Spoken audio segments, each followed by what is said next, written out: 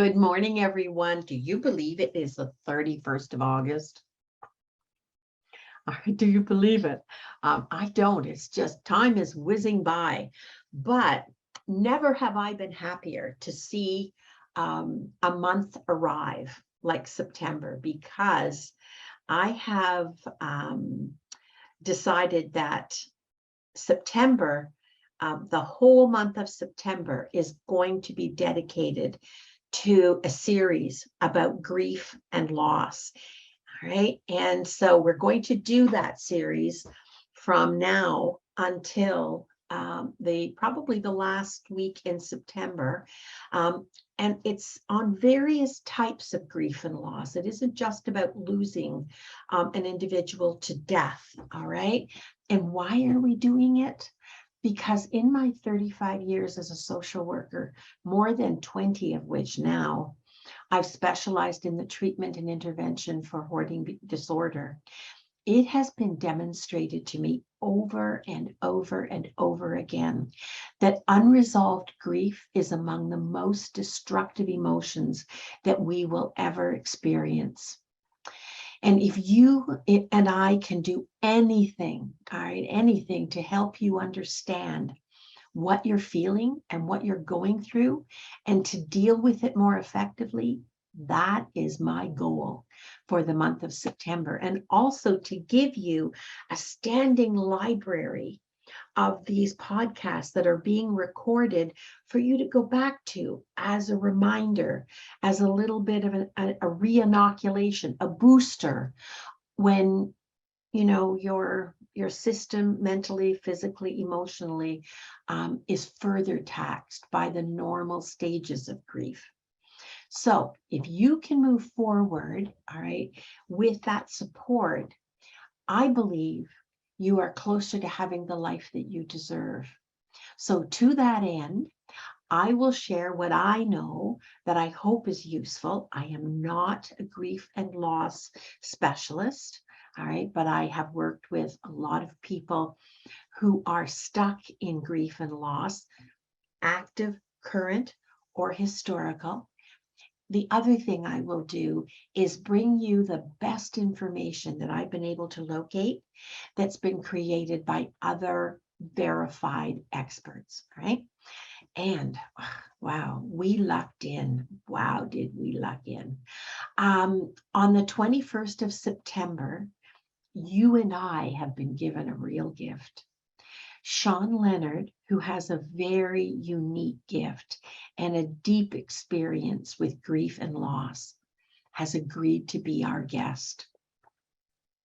I remember sitting back and discovering his television show called Spirit Talker on the Aboriginal People's Television Network and thinking, and I was skeptical, not about him, just about, okay, I do believe some people do have gifts that the rest of us don't get in that quantity. But I'm always, okay, prove it to me, all right? Because I don't give trust. For me, trust has to be established by a record of consistently being reliable. And so I remember seeing Sean and thinking, it didn't take very long, I have to tell you. I was like, maybe. Oh, wow, possibly. Maybe, likely. No, this guy is the real deal. All right, this guy is the real deal. And I don't believe in magical thinking. I don't think of this as occult or anything else. This is a simple gift of being able to encompass awareness across timelines. All right. I will bore you with some kind of experiences that I have had where I thought, that's strange, because I wouldn't expect to know that. And you probably too have had times when you went, some coincidence. All right. So I also want to be really sure, all right, he will that you understand on the 21st, he will share what he has learned to be true through this very rare and unique gift and experience he has. Just so that everyone understands, okay? Sean and I will speak about the timeline of grief and loss and the endurance of love and lives shared. He will not actively use his mediumship capabilities to do any readings, because when somebody feels the need for contact or just assurance or reassurance, everybody feels that acutely, all right? And I don't want anybody to be the winner or the loser in that. And there isn't time to do. So far, we're 5 minutes into this and we've got 31 people. So I don't want anyone being left behind. I don't want anyone longing for something. All right. He's not going to do that. But what he is going to talk to you about is the reality of timeline vis-a-vis the lives we have in whatever form we take. All right. So I'd like to assure you that in no way, and I say this as kind of an FYI, in no way am I or Sean challenging your religious or spiritual beliefs. We both, and that's why I've invited him, that's why he's accepted. We both respect that there are valid differences of opinion and differences of assimilating information, even when it comes to our actual experiences. Each and every one of us have those differences to some degree, and they need to be respected and honored, okay? So while you're entitled to your right to make meaning of things, and we support you in that, my goal is personally to offer you an even potentially broader perspective for you to consider about the timeline of your life as it relates to people with you and no longer, or other grief and loss events, all right? And the fact that I personally do believe firmly that love never dies, all right? And so if we entertain the possibility that that might be true, we don't have to get stuck in the void, stuck in grief and profound loss. Because all that yields is aching and yearning for those who have moved further along that timeline in their lives. And I will also be drawing heavily on the work of Megan Devine, a professional with a master's in counseling and psychology. She has written what I consider to be a very valuable body of information contained in 2 books that we will refer to pretty heavily.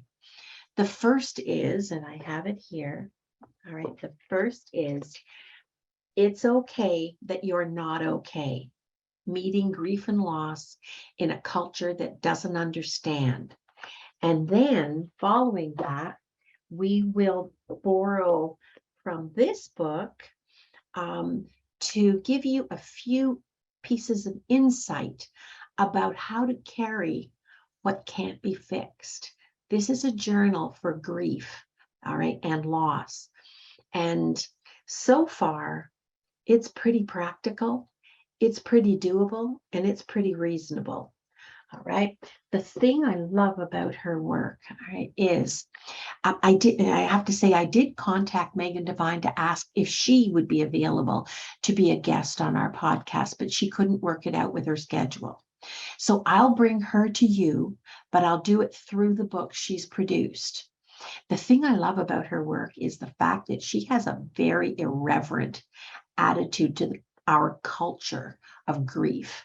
And that most of us, all right, experience the side effects of that culture that we live in about grief, especially when we're the most vulnerable, when we've lost a loved one, all right? And we can lose a loved one long before they die, All right. I'm going to read a sentence from the foreword just to kind of set us up. And it's a foreword from It's Okay That You're Not Okay. This is the foreword, or pieces, segments of it. There is a twin paradox in being human. Firstly, no one can live your life for you. No one can face what's yours to face. No one can feel what is yours to feel, and no one can make it alone. Secondly, in living our life, we are here to love and lose. No one knows why. It's just so, just part of the facts of life. If we commit to loving, okay, we inevitably will know loss and the grief that follows. If we try to avoid loss and grief, we will never truly love. Having lost a loved one, we all, each and every one of us, know that life is forever changed. There is no normal to return to. What we need instead is a new and accurate map. We are not meant to be here to fix our pain, to fix it like it's fixable, but to tend to it, to learn how to manage it, to learn how to deal with it and live with it. All right. So that's the goal of this series, people. All right.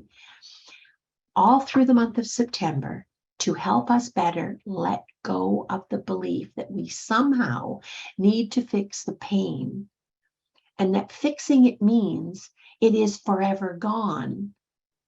Not reasonable.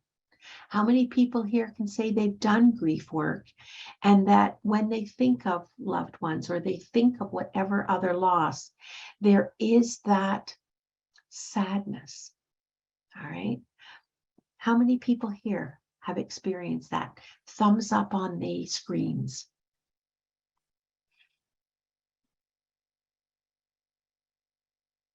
There are a lot of thumbs up right now. All right.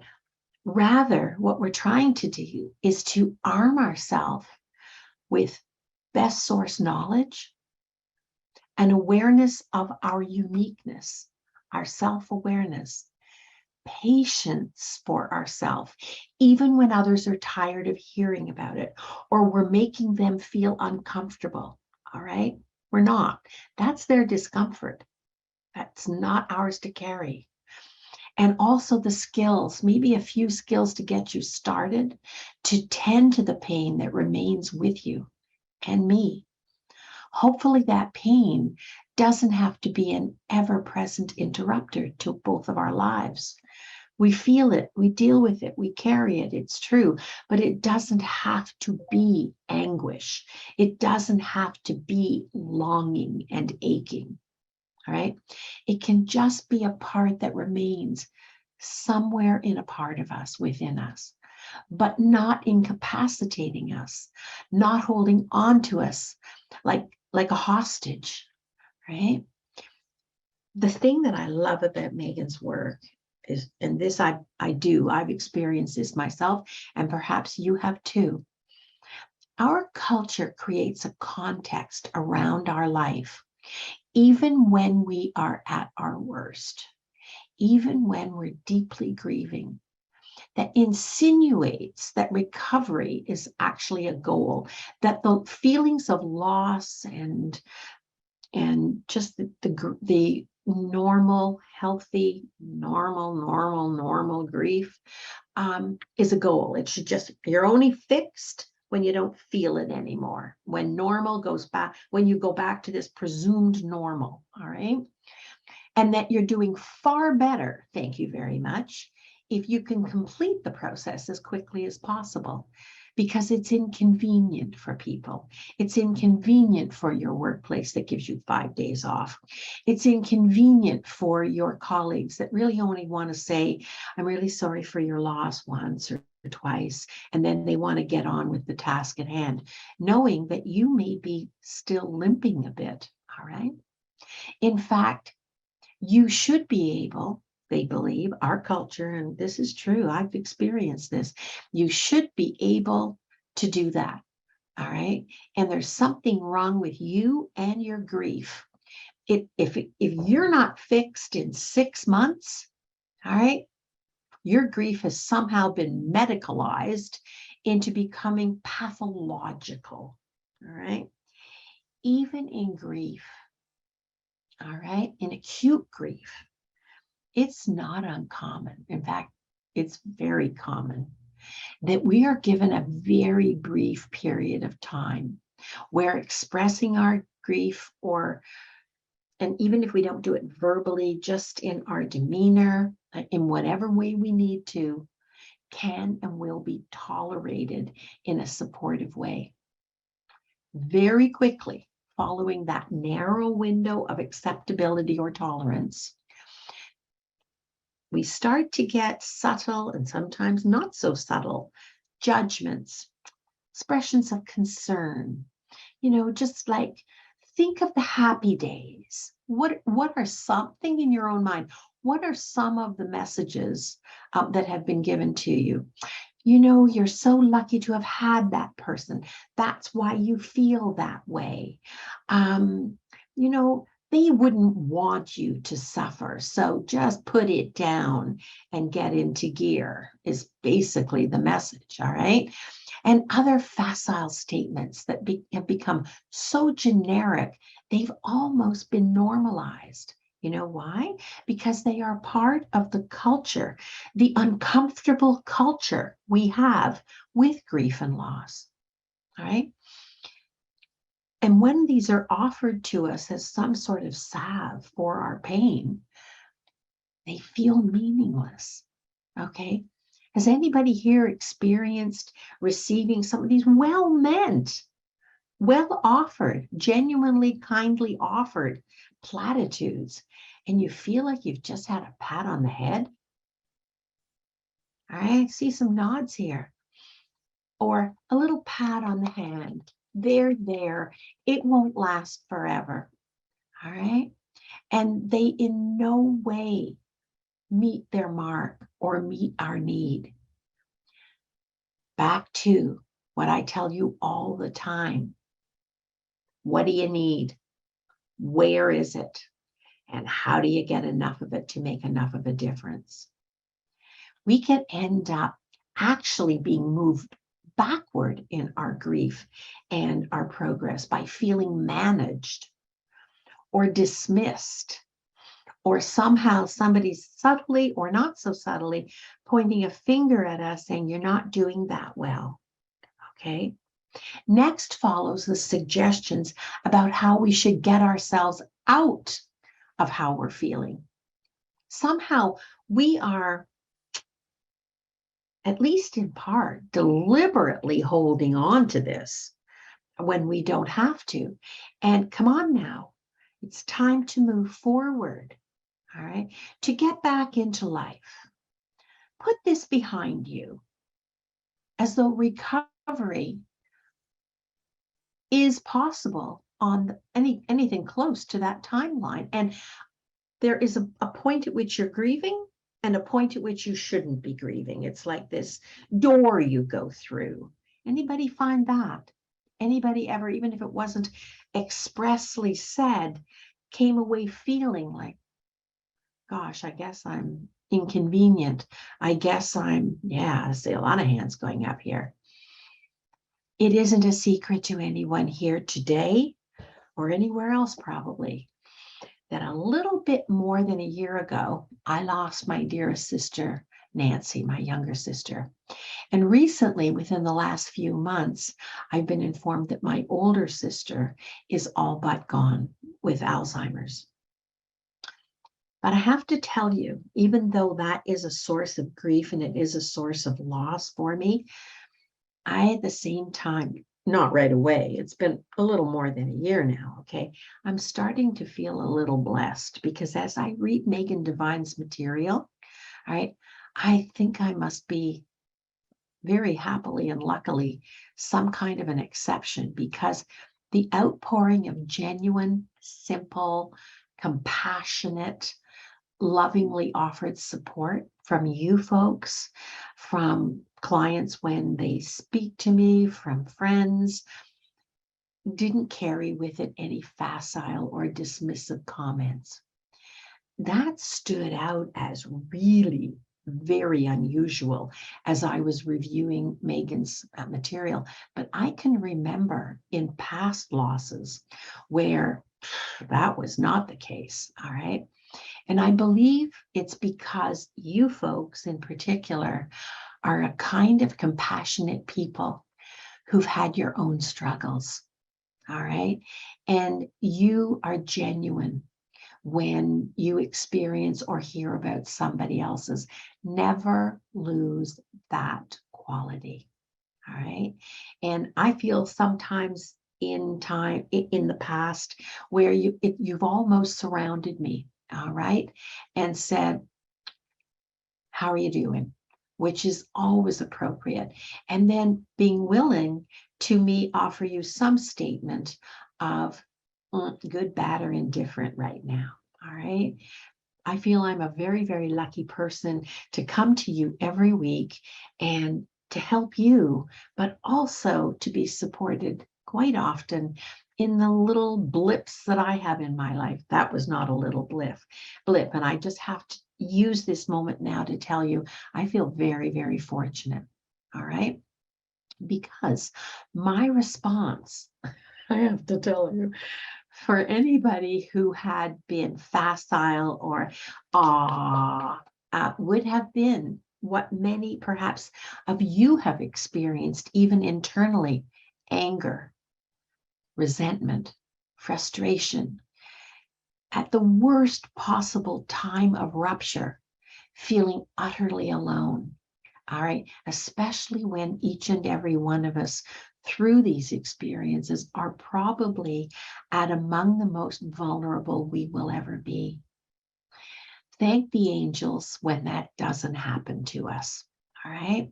Now, culturally, and I think it might be across not just the Anglo-Saxon culture, all right, we have this hang up that it can be anything, it can't be anything but a failure, all right, or at a minimum, a lack of success, if we, when we're grieving, don't somehow create happy endings, all right?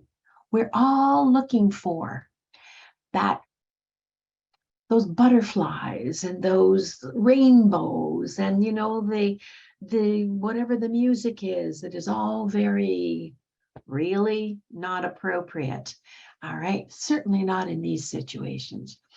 We have very limited tolerance as a culture, not necessarily as individuals, for any space, any undue, what is perceived as undue space between the profound loss and the happy ending. It's like we want to be able to use the remote on our television, all right, to fast forward this, because it gets in the way. Our grief, our genuine experience gets in the way. And Megan describes, you know, the irony of the butterflies, rainbows, and celestial chords of music, as she describes it. We are not well enough, okay, because we're part of that culture. We are not well enough prepared if we expect happy endings, or that there's something wrong with us when we can't get to happy endings, or good enough to make everybody else feel okay. All right. There's something that says we're not prepared for the facts of life, that pain and suffering in grief is a natural consequence. And when we experience that loss, that's what it feels like. That's what it actually feels like to lose someone. I can remember when my parents died, and I guess it was my mother who died last, and they died within a narrow window. And I can remember going to the doctor get a certificate for a little more time off work to use my overtime for just recovery, get back on my feet, because it felt like a 1-2 punch. And he offered me medication And I said to him, I don't want medication. I said, this is what it feels like. I don't want to be numbed. I don't want to be put on some sort of hold. This is what it feels like to lose a loved one. And he kind of looked at me and said, oh, okay, good for you. All right. But our culture, even in the places we go for support, like a doctor, all right, they are also enculturated as well. That is something that we need to be really confident and okay in our, I'm not okay. Okay. I will be okay, but I'm not okay. And I want to process this experience in the healthiest, naturalist way possible, unless I show signs of self-destructiveness or something else that really would be untoward. All right. And whatever else the profound loss is for us, sometimes there just aren't happy endings. Where we're transitioning and transforming ourselves, especially when we're doing that, into being more healed. We aren't living with a healthy filter when we either expect that of ourselves or we allow others to put that expectation on us. All right. So if we expect it to be otherwise, then that part of us will forever truly miss what or who we've lost, and that we may, with some considerable period of time, readjust, learn to manage. But what does it mean? What does it mean when we can't do that on their timeline? I agree with Megan Devine that during that time, and it's different for each of us. They say the first year is terrible. Well, I have news for you. The second year isn't a whole lot better.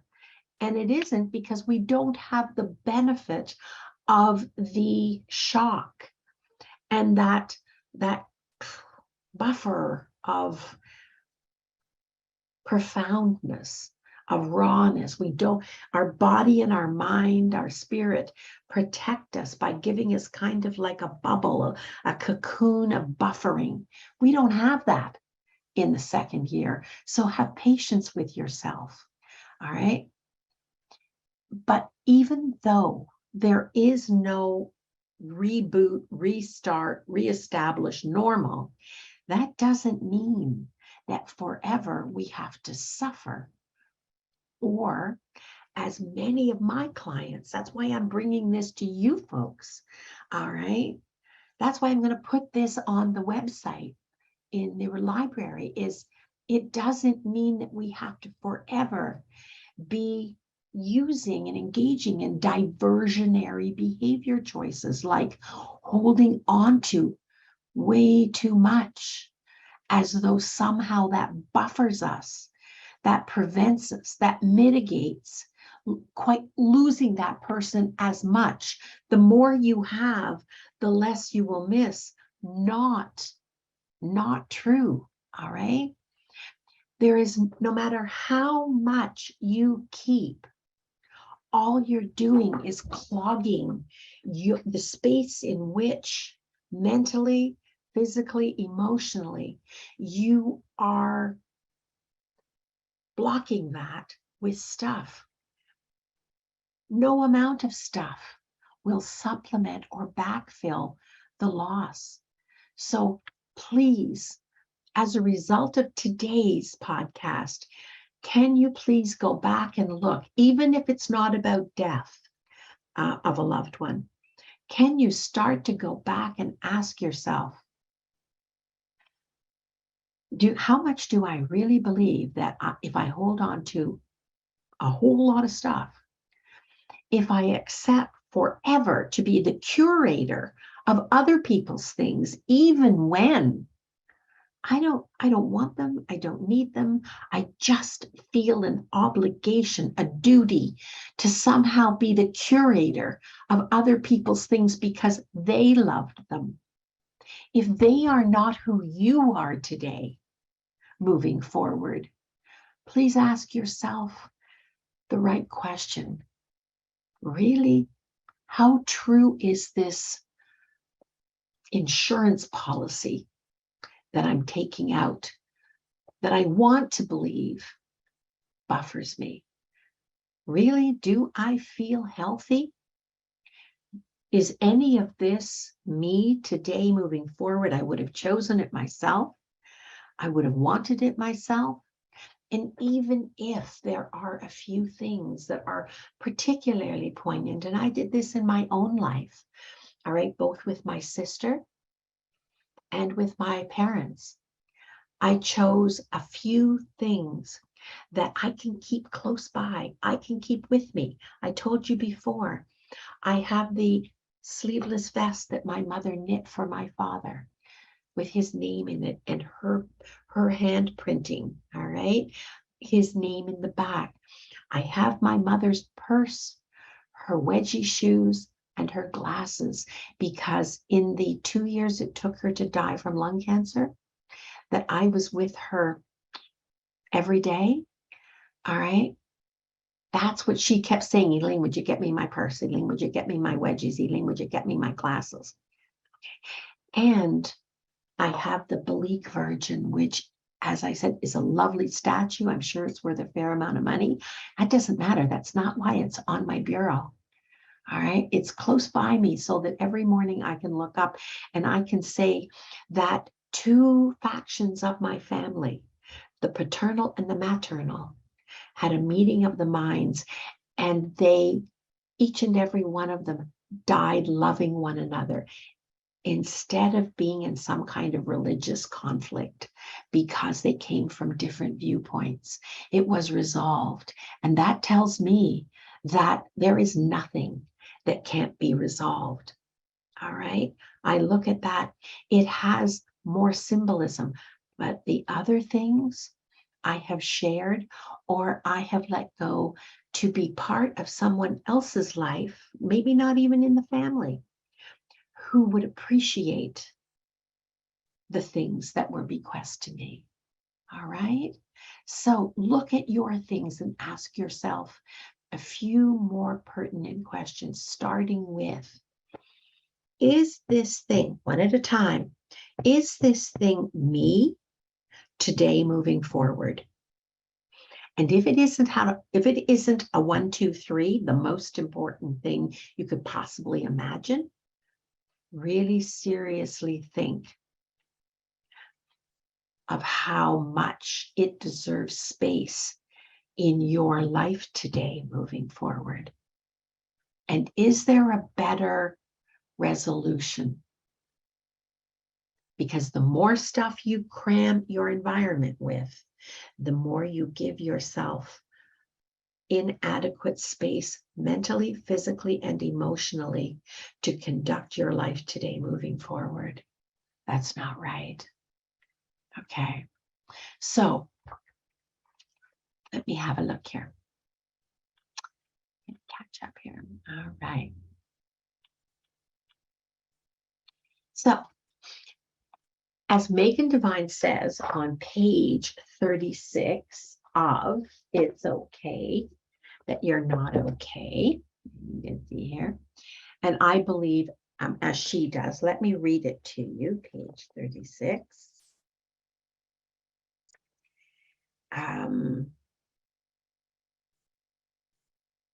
We don't need new tools for how to get out of grief.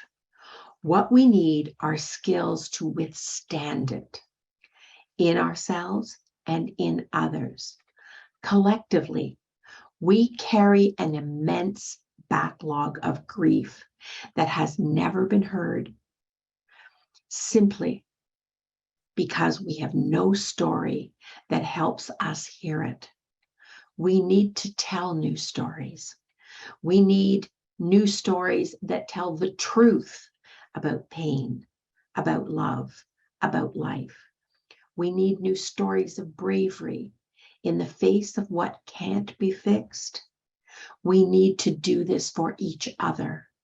We need to do this with each other because pain happens. Grief happens. If we truly want to be helpful to people in pain, we need to be willing to reject the dominant story of pain as an aberrant condition in need of transformation or redemption. We need to stop trotting out the stages of grief that were never meant to become universal scripts. In that, Megan is talking about the book, this I think 5 or 7 Stages of Grief by Elizabeth Kubler-Ross.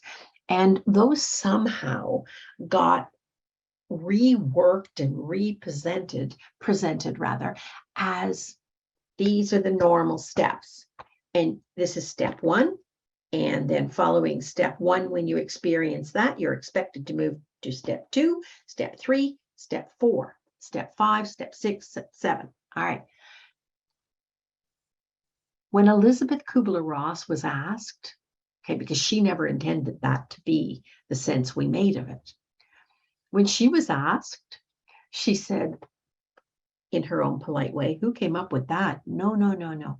These are stages that we will do this with. We will move into, we will move back a little. We will move into, we will move back a bit. It's this, that as we move forward, all right? And so if we truly want to be helpful to ourselves first, all right, to thine own self be true, tell the truth, all right, and others who we might be able to share our truthful experience with, we need to be willing to reject the expectations that our culture well-meaningly has for us, right? Okay, because otherwise, what we're actually doing is we are falsifying, we're being untruthful with ourselves. We are playing a part. We are acting as if, all right? That isn't going to do anything else other than leave that unresolved grief festering. And that will, in time, become pathological grief. That will not be good for whatever mental health status you have. And the next time another setback happens, you are not coming to that setback, to that new life experience that's challenging, fully armed and available to deal with it. That's how you end up sinking, all right? You're carrying the old because you're carrying the past, as though by keeping these things that can never give you what you need and you are looking for, they can never, no matter how many you keep, they can never fill the need. They're the wrong thing. Keep a few mementos, the ones that are the most important. There's no magic number. But when you have a sense that you're looking at something and you say, I know that was, and the first thing you think to yourself is, I know, oh, that meant so much to that person. And you're not saying, wow, I feel so lucky to have that because I always, wow, I loved that from forever. And I always wanted, and I hoped that they would give that to me. And so now I feel like I'm sharing a love for that thing and an appreciation. If you aren't having that dialogue with yourself, I want you to ask yourself, what are you doing? And how many things are you doing it with? And remember, it doesn't have to just be about the death of a person. It can be the death of your health. It can be the death of a relationship. It can be the death of a career. It can be the death of anything. or the loss of whatever. All right.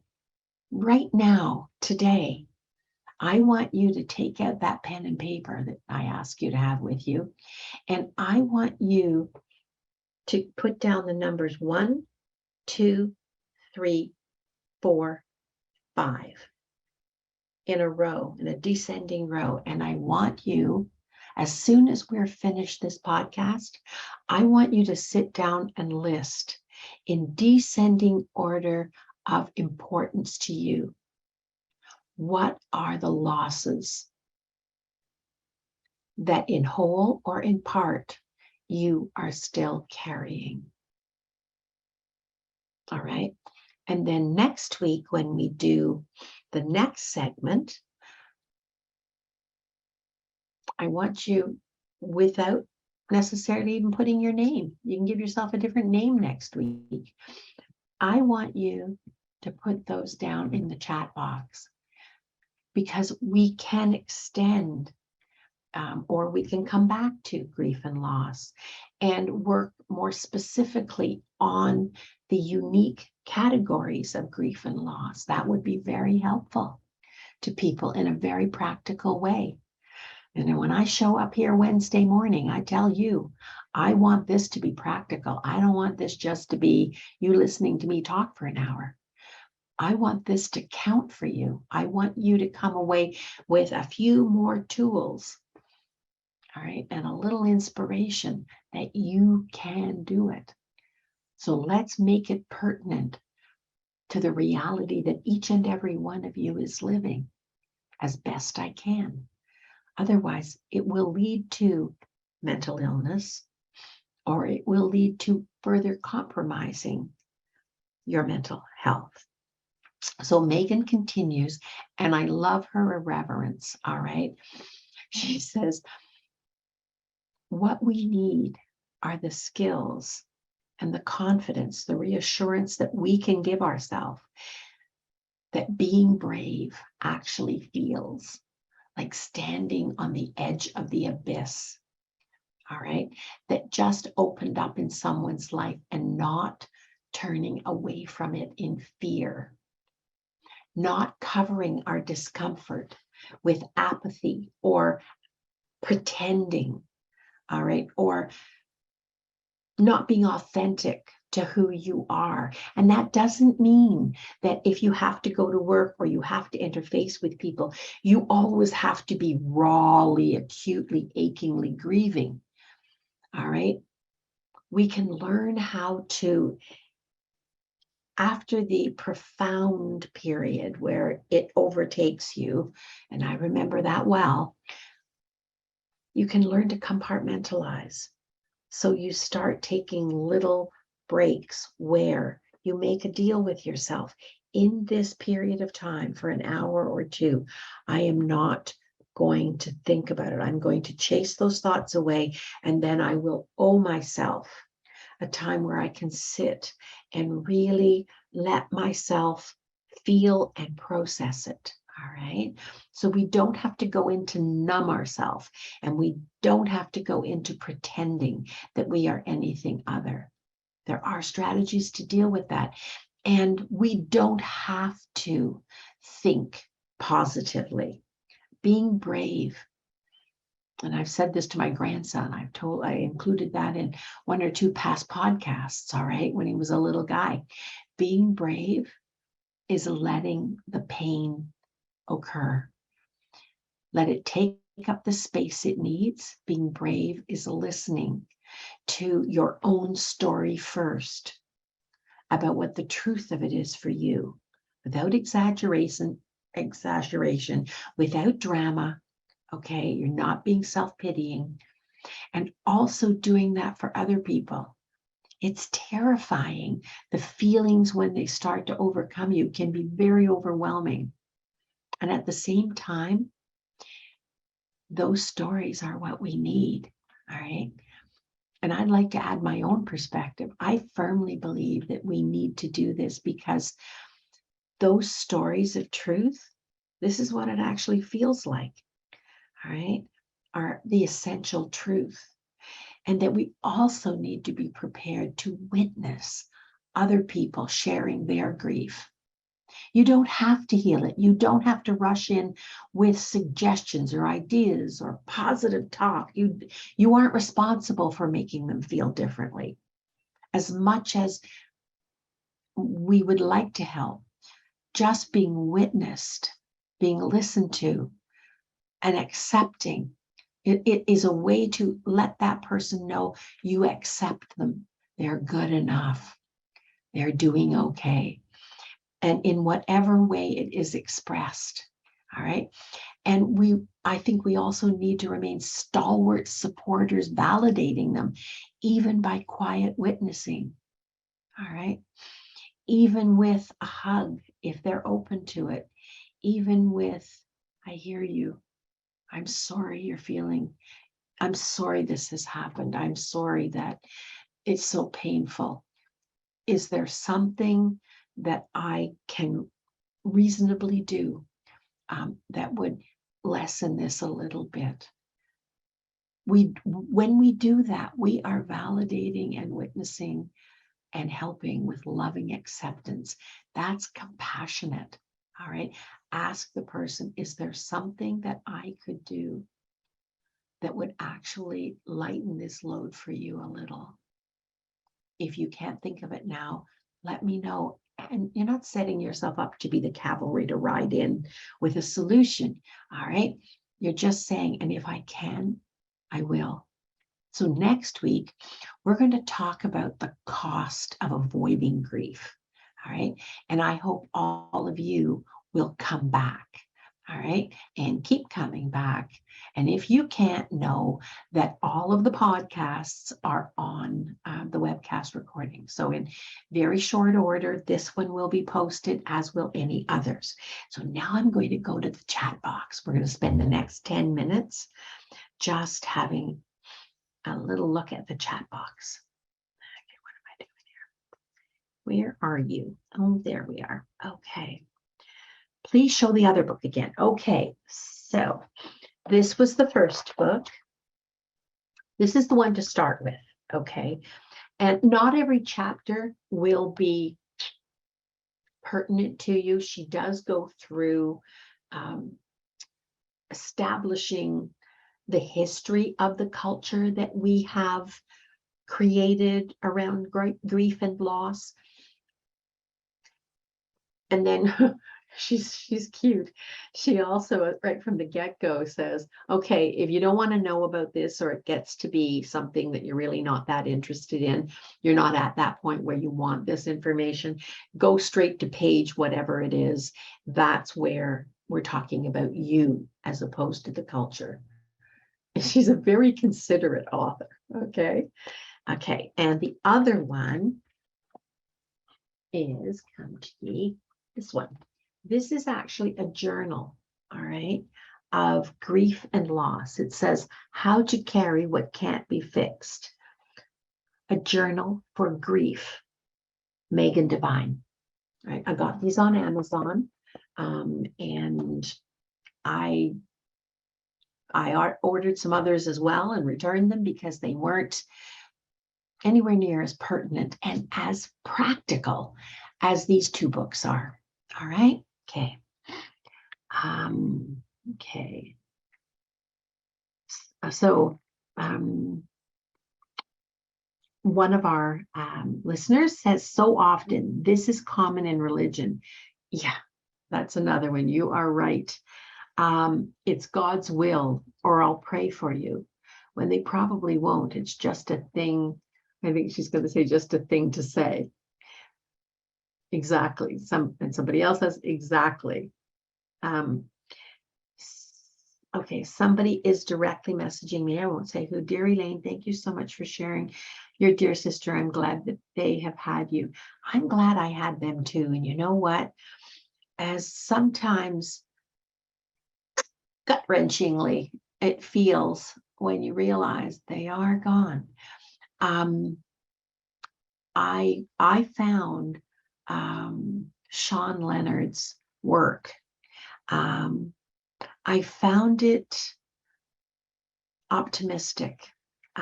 And I decided that I would give myself my own symbols for whether it's true or not, doesn't really matter. That I will in the fear of she's gone and soon they are gone. There's a little, I don't know, a little ache, a little something that kind of chokes you. And I decided, you know what? God helps them who helps themselves, whether you believe in God or not, is your choice. And it's time you helped yourself, Elaine. It's time you helped yourself. What can you do? And so I gave myself a little symbol. And that was, I think I told you the story. I won't belabor it again here, you with it here, about the white butterfly outside the funeral home in pouring rain. It was like sheets of rain. And I looked and thought, that's really strange. And then quite often when I was out and I would have a thought about my sister Nancy. Now, mind you, I have an enormous garden, so maybe white butterflies are not rare. I'm perfectly prepared to admit that. But I'd see a little white butterfly and I decided, I don't care if it's true or not. I'm going to, every time I see a little white butterfly, say, hi, Nan, thanks for dropping by. And I will feel that, hey, Nan, just like I would when I would call her long distance and say, hey, Nan, how are you doing? So if you have some creative way that kind of gives you a helping hand, do it. Do it. All right. That's not pretending. You are recognizing that yes or no, there doesn't have to be a proof.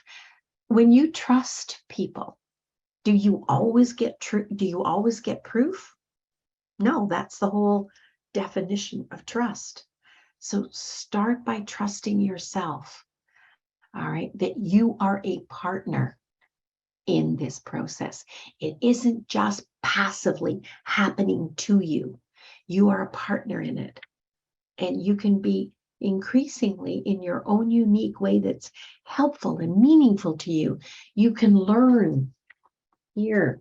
You can learn if you don't have your own ways to be an active partner in managing and moving through the painful parts of grief.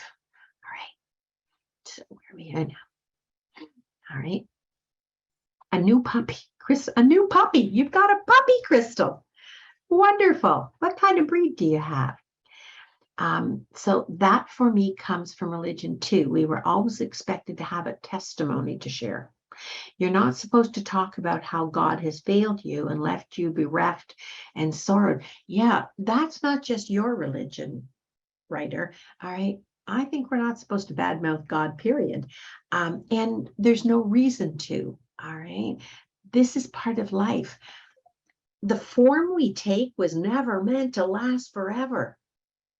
All right? It is essentially degradable, right? We are going to, so don't rely on that lasting forever and acting like it has to be, the only interpretation is it has to be a tragedy. It is an immense loss. It is an immense loss. No, I don't mean to negate that in any way, but it's part of life when we transition forms. All right. Okay.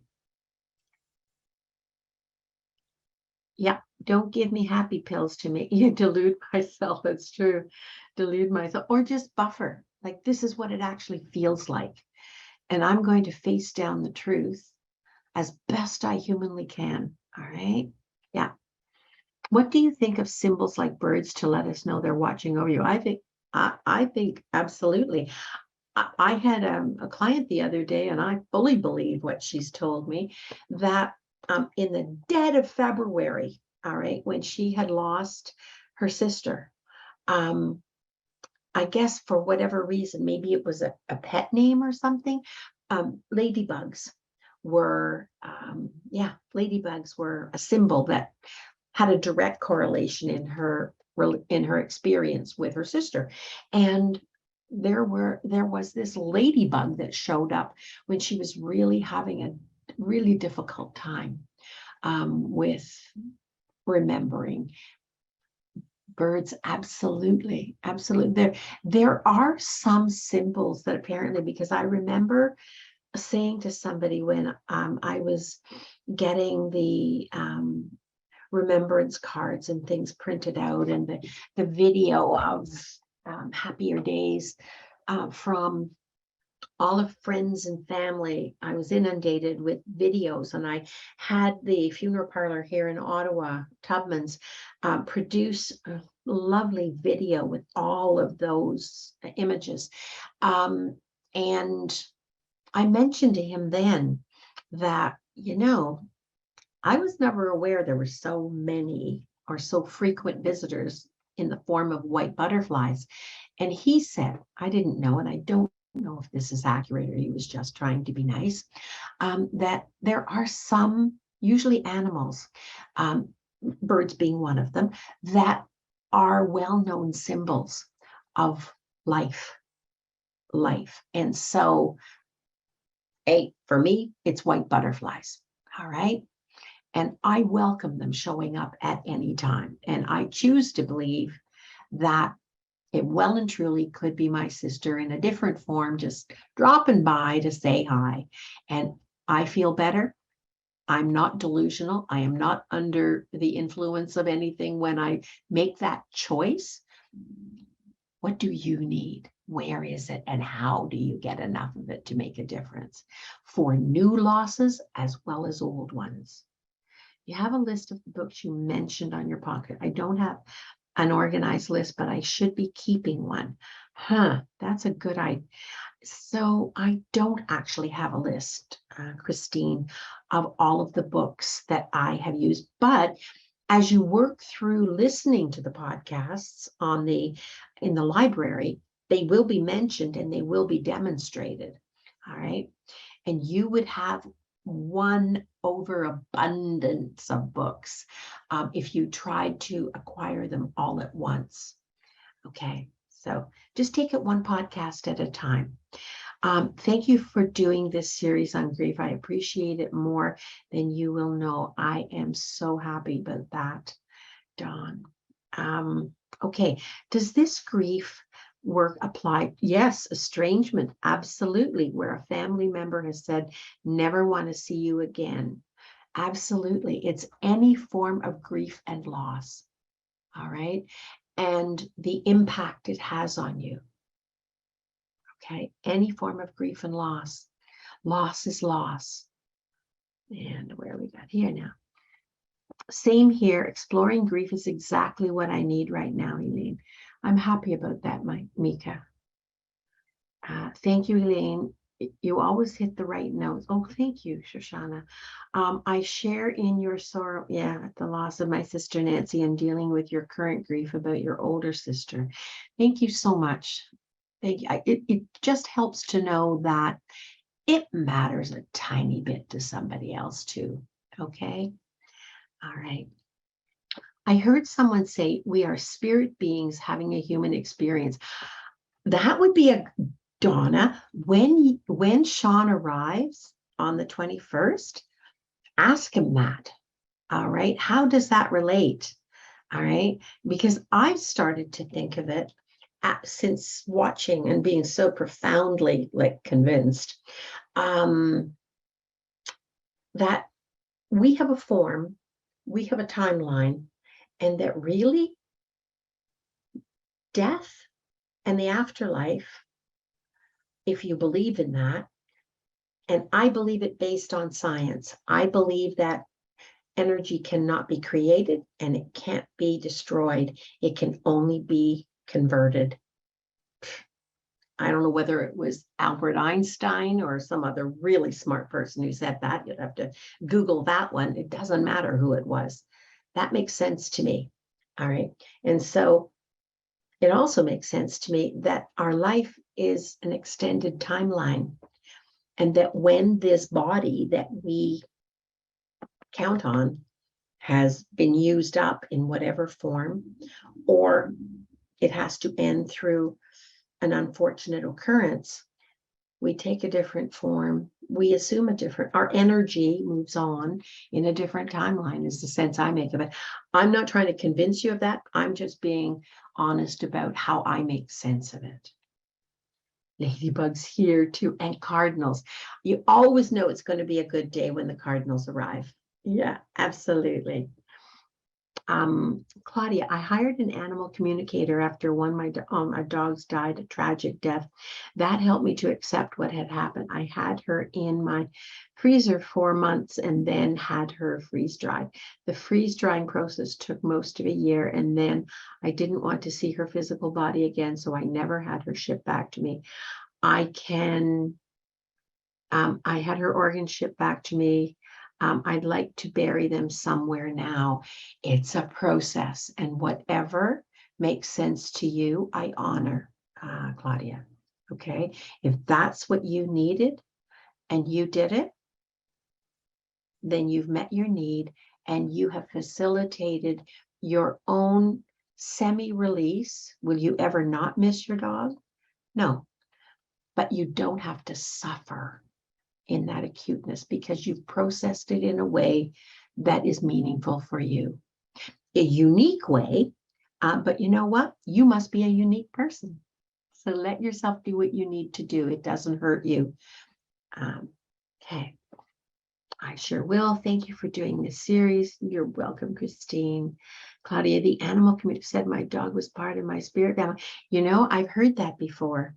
And if that's possible, I don't know. I hadn't really taken it that far. I had a dog one time named Zoe, she was a golden retriever. Now I've had other dogs, but this I love them all, but this one was particularly unique. And literally that dog was so reliable.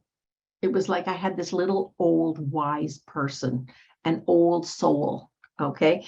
And literally when I would leave the house, all right, and the kids were there, even my husband was there, she'd follow me to the door and kind of look at me like, okay, well, we'll see you. I'll see you when you get back. And I would say to her, okay, you're in charge. Okay, you're in charge. Because I had a lot of faith in her. And she would give me a look like, got it covered. You can count on me. All right. It was just the expression in her eyes. And who knows? I left the house knowing no matter what, Zoe had it covered. Okay. Yeah. So it would be interesting if animals could be a spirit guide. Direct messenger. What is this one now? Hold on. I got to go down there. I don't see that one. Okay. So we are a little overdue. Thank you for hanging in. And I will see you next week, and we will be starting to talk about ways to limit the profoundness and the reactivation, the triggering. Okay? Take care, everybody. Thanks for hanging in.